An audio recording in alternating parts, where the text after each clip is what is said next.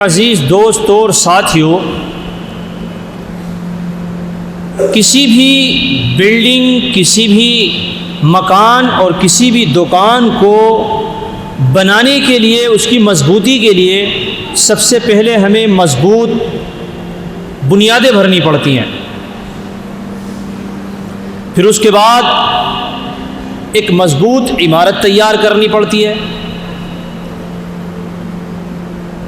لیکن مضبوط بنیادیں ڈالنے کے بعد، مضبوط عمارت تیار کرنے کے بعد ہم اس عمارت کو یوں ہی نہیں چھوڑ دیا کرتے ہیں۔ دیکھیے، مثال سمجھنے کی ضرورت ہے۔ جو میں مثال سمجھا رہا ہوں، بات سمجھنے میں ذرا آسانی ہوگی۔ تو بات یہ ہے کہ ہم اس بلڈنگ کو، اس مکان کو بنا کر مضبوط اینٹوں سے اور اچھے سیمنٹ سے بنا کر کے اس کو یوں ہی نہیں چھوڑ دیا کرتے ہیں۔ اس کے بعد اس کو بنانے اور سنوارنے کے لیے ہم لوگ محنت اور کوشش کرتے ہیں۔ دیکھیے، جیسے یہ مسجد ہے، ایک وقت تھا کہ اس کی بنیادیں تیار ہو رہی تھی، ایک وقت تھا کہ دیواریں تیار ہو رہی تھی، ایک وقت تھا کہ لنٹر ڈل چکا تھا، پھر دھیرے دھیرے مسجد کے اندر پلاسٹر ہو چکا۔ تو مسجد تو کافی ہو گئی تھی نماز پڑھنے کے لیے، بارش نہیں آتی اس میں۔ لیکن نہیں، اب اس کو خوبصورت بنانے کے لیے اس کے اوپر پینٹ کیا جا رہا ہے، اس کے اوپر ٹائلز لگائی جا رہی ہیں، نیچے پتھر لگایا جا رہا ہے تاکہ مسجد دیکھنے میں خوبصورت لگے، ونڈو چڑھوائی جا رہی ہیں، دروازے بہترین لگوائے جا رہے ہیں، اور ابھی کتنے کام اور آگے کو چل کر کے ہوں گے۔ کیوں؟ تاکہ مسجد جو ہم نے بنائی ہے، جس کو محنت کر کے یہاں تک لے کر کے آئے ہیں، اس کے اندر خوبصورتی پیدا ہو جائے۔ اچھا، خود بتاؤ، اگر ہم مسجد کو اتنا ہی چھوڑ دیں، صرف دیوار وغیرہ کرا کے اور پلاسٹر کرا کے اس کو ایسے ہی چھوڑ دیں، رنگ روغن بھی نہ کریں، تو مسجد بہترین لگے گی؟ مسجد میں دل لگے گا، خوبصورت لگے گی؟ ہاں بھائی بتاؤ، مسجد خوبصورت لگے گی؟ کوئی نہ کوئی آدمی آ کے کہے گا میں اس میں پینٹ تو کرا لو، مزہ نہیں آ رہا، مسجد عجیب سی لگ رہی ہے، حالانکہ کتنا پیسہ اس میں لگ گیا۔ تو اس کا مطلب یہ ہے کہ انسان کی طبیعت چاہتی ہے کہ عمارتوں کو خوبصورت بنایا جائے،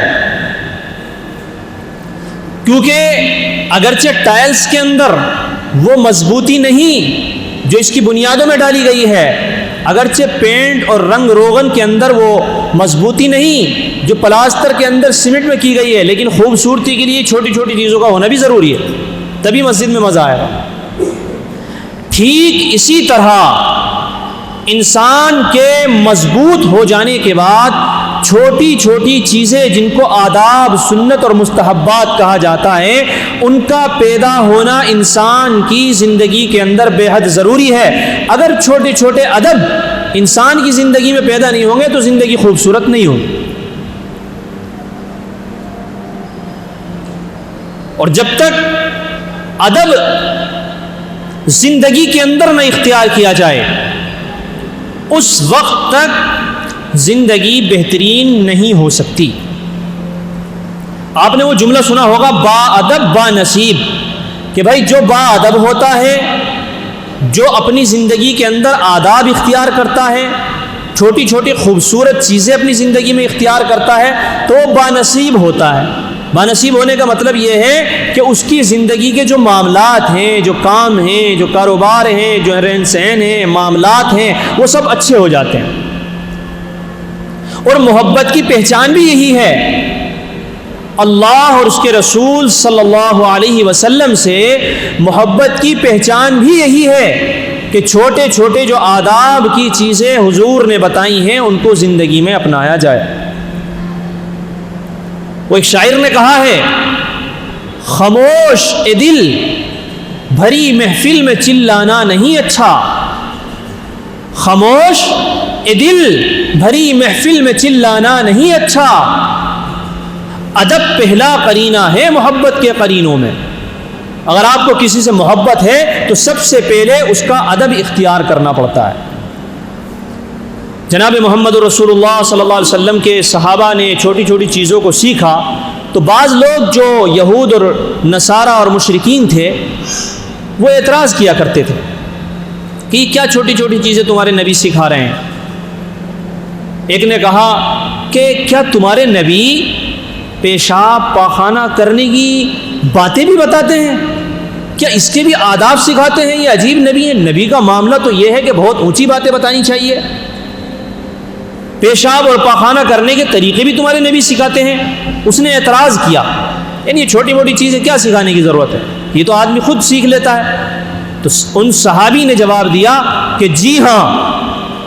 اس کے اعتراض کا جواب دینے کے لیے اسی انداز اختیار کرتے ہوئے کہ جی ہاں ہمارے نبی وہ ہیں کہ جو ہمیں بڑی سے بڑی چیز لے کر کے چھوٹی سے چھوٹی جو چیزیں ہوتی ہیں ان تک کے آداب سکھاتے ہیں. ہمارے نبی کوئی ایسے نہیں ہے کہ بس وہ اوپر کی باتیں بتاتے رہیں اور نیچے کی باتیں ہمیں نہ سکھائیں، بلکہ چھوٹی سے چھوٹی اور بڑی سے بڑی باتیں ہم لوگوں کو سکھاتے ہیں، کیونکہ چھوٹی چھوٹی چیزوں سے جو ہے زندگی کے اندر خوبصورتی پیدا ہوتی ہے.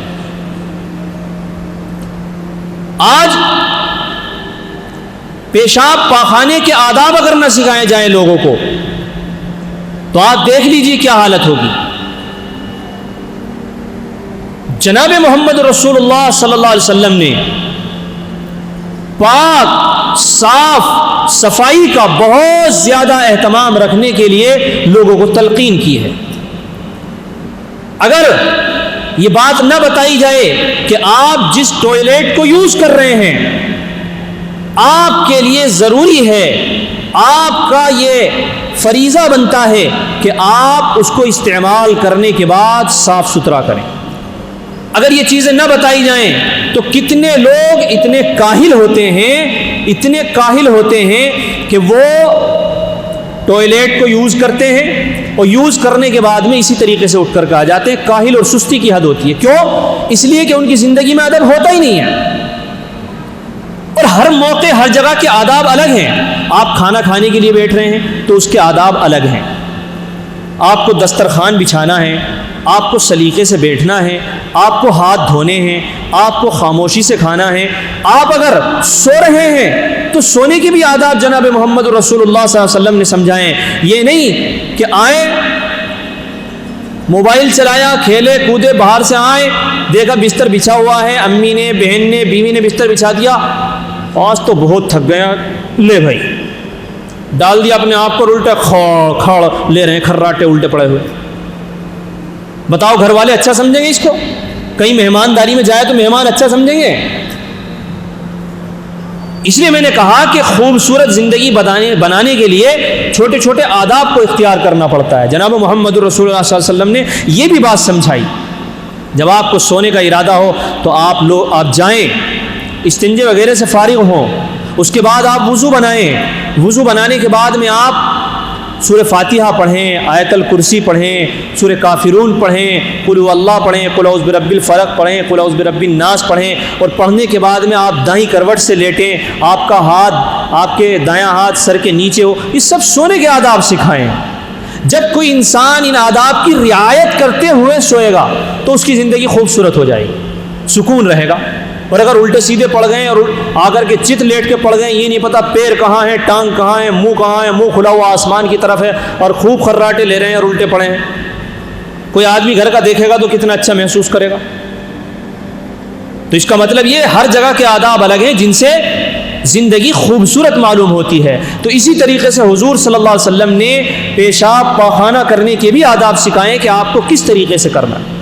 کہیں ایسی جگہ پیشاب نہ کریں کہ پیشاب زمین پر پڑ رہا ہو اور پھر آپ کے اوپر چھینٹیں آ رہی ہیں. اس لیے کہ حدیث میں آتا ہے کہ قبر کے اندر جو سب سے زیادہ عذاب دیا جاتا ہے ان میں جو بڑی وجہ ہیں، ان وجہوں میں سے ایک وجہ یہ ہے کہ اگر کوئی انسان پیشاب کرے اور اس کے قطرے اور اس کے چھینٹوں سے نہیں بچتا تو جب وہ قبر کے اندر جاتا ہے تو اس چھوٹی سی غلطی کی وجہ سے قبر کے اندر اس کو سخت عذاب دیا جاتا.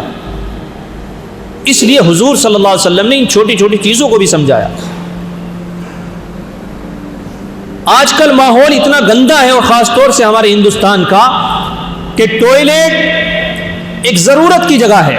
آپ وہاں ضرورت سے جائیں، اپنی ضرورت پوری کریں اور آ جائیں. اس کو صفائی کا خیال رکھیں، وہاں پانی بہا دیں. میں بتا رہا تھا کہ بعض لوگ اتنے کاہل ہوتے ہیں کہ پیچھے سسٹم لگا ہوا ہوگا، پانی چھوڑنے کا انتظام ہوگا، لیکن ٹوائلٹ کو یوز کریں گے اور اپنا ایسے اٹھ کر کے آ جائیں گے. گندگی بھی اوپر چھوڑ کر کے آ جائیں گے. بڑے بڑے گندے لوگ ہوتے ہیں. اور ایسے لوگوں سے گھر کے لوگ بھی پریشان ہوتے ہیں. بھائی استعمال تم کر رہے ہو، اس کو گندا تم کر رہے ہو، دوسرا آدمی کیوں صفائی کرے گا؟ ایک تھوڑے سے تو دماغ میں سینس میں آنی چاہیے یہ بات. اور مسجدوں کے اور اس طرح کی جگہوں کے ٹوائلٹ کے جہاں پر لوگ آتے ہوں ان کو بھی استعمال کر کے ایسے ہی گندا چھوڑ دیتے ہیں. یہ کیا طریقہ ہے؟ کیا بدتمیزی ہے؟ کیا یہاں پر تمہیں یہ معلوم نہیں کہ تمہارے بعد کوئی اور بھی استنجا کرنے آ سکتا ہے؟ اور بعض انسان اتنا خراب ہے اس سے ٹوائلٹ پہ بیٹھنا بھی نہیں آتا، پیشاب کرے گا تو لوٹے کی جگہ پر پیشاب کرے. شرم و حیا نہیں ہے بالکل. مسجدوں کے غسل خانوں کو، مسجدوں کے استنجے گھر کو بالکل خراب کر کے رکھ دیتے ہیں. پاکی اور ناپاکی کا خیال ہی نہیں ہوتا ہے، بالکل ادب کے خلاف ہے. بلکہ ابھی پرسوں ترسوں وہ ایک مزے کی بات بھی ہے، مفتی صاحب سے میں کہہ رہا تھا، میں نے لوگوں کو کہیں گے کہ بھائی ذرا گٹکے کھانے کے بھی آداب ہوا کرتے ہیں، پان کھانے کے بھی آداب ہوا کرتے ہیں. یہ گٹکے اٹکے نہیں کھانے چاہیے. کبھی آپ یہ کہو مفتی صاحب تو آداب بتا رہے تھے پان کھانے کے اور گٹکے کھانے کے، تو میں گٹکا کھانے کو کہہ رہا ہوں. نہیں کھانے چاہیے، اس پہ تو خود لکھا ہوا ہوتا ہے کہ بھائی وہ منع ہے، لیکن جو کھاتے ہیں میں ان کو بتانا چاہتا ہوں. ٹوائلٹ کے اندر جائیں گے، استنجا کریں گے اور دیوار پہ پچکاری ماریں گے. ٹرینیں دیکھ لو آپ، ٹرینیں جا کر کے دیکھ لو، اسٹیشنوں کی دیکھ لو اور باہر جگہوں پر جا کر دیکھ لو، عجیب حرکت ہے. ابھی پان اس میں کھا رہا ہے، اس دیوار پہ کیوں تھوکتا ہے بھائی؟ اس دیوار نے کیا گناہ کر لیا ہے؟ کسی بھی جگہ کی ٹوائلٹ یوز کریں گے آپ، جا کر کے دیواریں دیکھنا جہاں پر جنرل لوگ آتے جاتے ہو، گٹکا کھائیں گے اور دیواروں پہ تھوکیں گے. یہ انتہائی درجے کی بدتمیزی ہے. ابے بھائی گٹکے کھانے کے بھی آداب ہیں، تو نے کھائے منہ بند کر کے چیز ایسی جگہ پر تھوک لے جہاں لوگوں کو تکلیف نہ ہو. یہ چھوٹی چھوٹی چیزیں ہیں جو انسان کی طبیعت کے اندر جو ہے برائی اور اچھائی پیدا کر دیتی ہیں. ان چیزوں کو اگر اختیار کیا جائے تو زندگی اچھی ہو جاتی ہے، اور ان چیزوں کو اگر سلیقے سے نہ کیا جائے، ٹوائلٹ کو سلیقے سے استعمال نہ کیا جائے، سلیقے سے نہ سویا جائے، سلیقے سے نہ کھایا جائے، تو یہ چیز بیکار بن جاتی ہے، جانور جیسی زندگی ہو جاتی ہے. اس لیے جناب محمد الرسول اللہ صلی اللہ علیہ وسلم نے چھوٹی چھوٹی چیزوں پر، چھوٹی چھوٹی جگہوں پر رہنمائی فرمائی ہے کہ ان کو آپ کو کس طرح استعمال کرنا چاہیے. اسی طریقے سے مسجد کے بھی آداب ہوا کرتے ہیں. مسجد کا ادب یہ ہے کہ جب آپ مسجد کے اندر آئیں تو سب سے پہلی چیز یہ ہے کہ مسجد کے اندر تیز آواز سے بات نہیں ہونی چاہیے. مسجد کے اندر آواز بلند نہیں ہونی چاہیے. جناب محمد الرسول اللہ صلی اللہ علیہ وسلم نے اس کے اوپر سخت وعیدیں بیان فرمائی ہیں کہ قرب قیامت میں ایسا ہوگا کہ جب قیامت قریب ہو جائے گی کہ لوگ مسجد کے اندر بیٹھ کر کے اپنی آوازیں بلند کریں گے. کوئی ادھر سے آواز لگائے گا، کوئی ادھر سے آواز لگائے گا، کوئی پیچھے سے آواز لگائے گا، کوئی آگے سے آواز لگائے گا، تو سمجھو کہ اب قیامت قریب آنے والی ہے. مسجد تو ایسی جگہ ہے، مسجد تو اس طرح کی چیز ہے کہ آپ جب مسجد کے اندر داخل ہوں تو ادب یہ ہے کہ آپ خاموشی سے گردن جھکا کر کے مسجد میں بیٹھ جائیں، کہ یہاں پر اللہ کو پکارا جاتا ہے، کہ یہاں پر اللہ سے اپنی مرادیں مانگی جاتی ہیں، کہ یہاں پر اللہ سے اپنے دل کو جوڑا جاتا ہے، کہ یہاں پر جناب محمد الرسول اللہ صلی اللہ علیہ وسلم کی محبت میں محو ہو کر کے، ان کی محبت میں جھوم کر کے بیٹھا جاتا ہے. تو یہ ساری چیزیں ہیں جو ہمیں مسجدوں کے آداب سیکھنے کی ضرورت ہے. ایک بڑی غلطی اور بتاتا ہوں آپ کو کیا کیا چیزیں غلط ہوتی ہیں. مسجدوں کے اندر سب سے ایک اور گندا طریقہ جو ہے چپلوں کا طریقہ ہے. بہترین خوبصورت مسجد بن جائے گی، ٹائلز بھی لگ جائیں گے، کئی لاکھ روپے کے اے سی بھی لگ جائیں گے، قالین بھی شاندار پڑ جائیں گے، لیکن امت مسلمہ کو یہ ہوش آنے کو تیار نہیں ہے کہ چپل نکالنے کا انتظام کیا ہونا چاہیے. مسجدوں کے باہر چپل اس انداز سے نکالے جاتے ہیں کہ ایک دوسرے کے اوپر خوب چپل چڑھے ہوئے ہوتے ہیں، اور بعض دفعہ تو اتنی الجھن ہوتی ہے کہ ایک آدمی آیا ابھی بہترین، اسے کہیں جانا ہے، چپلوں پہ پولش کرا کے لایا ہے، کہیں جا رہا ہے، انہیں سوچا نماز پڑھ لوں، آ کر کے آیا، اس نے بیچارے نے اپنے جوتے نکالے. بعض ایسا ہے کہ اس نے کپڑے کے جوتے ہیں دھو کر کے بہترین کر کے پہنے ہوئے ہیں، اسے کہیں آفس میں جانا ہے، بڑی جگہ پر جانا ہے، لیکن بدتمیزی کی حد یہ ہوتی ہے کہ اس کے چپلوں پہ چپل رکھ کے جوتے کر کے اس کو بالکل گندا کر دیتا. یہ مسجدوں کی ہمارے حالت.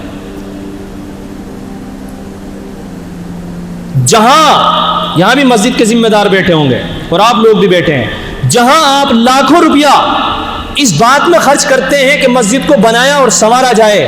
جس طرح یہ دیوار ہے، میں نے ایک جگہ پر دیکھا ہے، اس پورے کھانے کے اندر چپل رکھنے کا خانہ بنا ہوا ہونا چاہیے اور ایک بورڈ لگا ہوا ہونا چاہیے کہ براہ کرم اپنی چپل ہرگز باہر نہ نکالیں، صرف اس بورڈ کے اندر سلیقے کے ساتھ رکھیں، تاکہ کسی آنے جانے والے کو تکلیف نہ ہو کہ اگر نماز کے وقت میں کوئی غیر انسان بھی آ جائے تو اسے معلوم ہو کہ بھائی واقعتاً اللہ کے گھر کے اندر عبادت کرنے والے لوگ بڑے سلیقے مند لوگ ہوتے ہیں.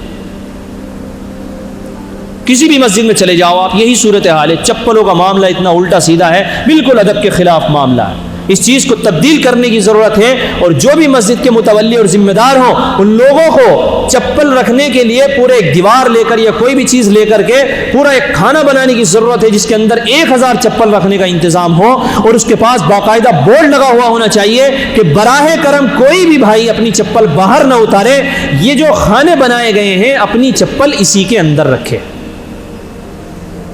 تب دیکھیے کتنا خوبصورت منظر معلوم ہوگا. ورنہ آپ دیکھیے گا کہ جب ہم لوگ نماز پڑھ کر کے نکلتے ہیں تو چپل رکھنے کی جگہ اتنی خراب ہوتی ہے کہ طبیعت میں الجھن پیدا ہو جاتی ہے، اور سب سے زیادہ تکلیف اس آدمی کو ہوتی ہے کہ جو اپنے جوتے چپل بہترین شاندار کر کے لے کر آیا ہو، اور جب وہ نماز کے بعد نکلتا ہے تو اس میں دھول، ریتا، گندگی سب بھری پڑی ہوئی ہوتی ہے.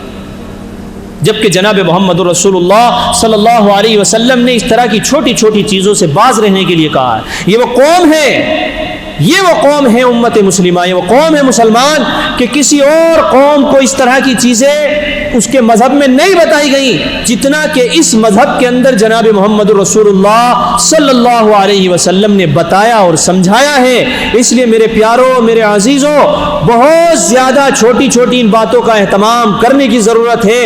میں نے بتایا تھا کہ جس طریقے سے بلڈنگ کو خوبصورت بنانے کی فکر ہوتی ہے، اسی طرح سے زندگی کو خوبصورت بنانے کی فکر ہونی چاہیے، اور زندگی خوبصورت ہوتی ہے اپنی زندگی کے اندر آداب، سنت اور مستحبات پیدا کرنے سے. اللہ تعالی ہم سب کو عمل کی توفیق عطا فرمائے. وآخر دعوانا الحمد للہ رب العالمین. سنت ادا فرمائے.